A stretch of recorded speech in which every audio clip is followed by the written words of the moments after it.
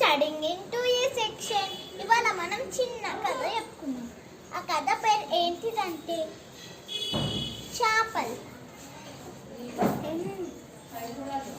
చేపలు ఒక చెరువులో ఉండేవి. ఈ చేపని ఒక పెద్ద వలతో ఒక ఆయన పట్టుకున్నాడు. పట్టుకొని ఆయన అక్వేరియంలో వేసుకుందాం అని ఒక పెద్ద వలతో పట్టుకున్నాడు. పెద్ద వలతో పట్టుకొని అక్వేరియంలో వేసేసాడు.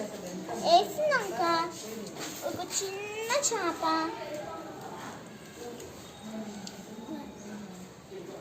చేపని గిట్ట పట్టుకున్నాడు. పట్టుకొని తన అక్వేరియంలోకి వేసేసాడు. వేసేసి తర్వాత చిన్న వలతో ఒక చేపని పట్టుకొని అక్వేరియంలో వేసాడు.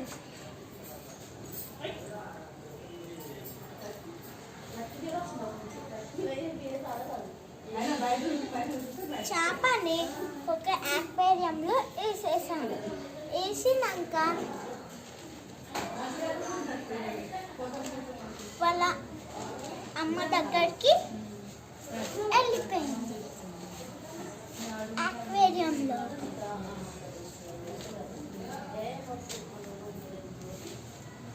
వెళ్ళిపోయినాక అక్వేరియంలో వాళ్ళ అమ్మతో ఉంది.